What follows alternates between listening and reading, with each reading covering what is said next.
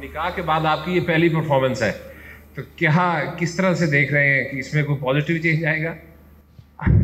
देखिए मेरे ख्याल से अगर इस चीज़ों से लोग चेंज होते तो काफ़ी चीज़ें चेंज हो सकती थी, but of course as a professional cricketer मेरा गोल है कि जाहिर सी बात है क्रिकेट खेलना, और इसमें मैं कोशिश करूँगा कि अपनी टीम को अच्छी परफॉर्मेंसेस दूँ।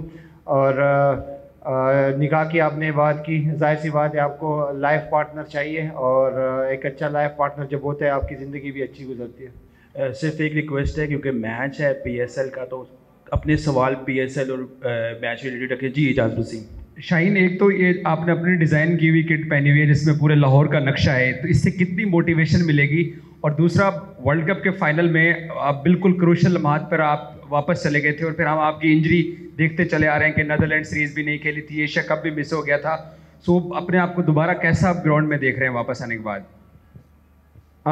देखिए इंजरी तो एक पार्ट ऑफ क्रिकेट है, हर स्पोर्ट्स में आपको एकदम इंजरी हो सकती है, और अनफॉर्चुनेटली वो एक क्रूशल टाइम था उसमें हो गई, बस उसमें भी अल्लाह की तरफ से खैर होती है।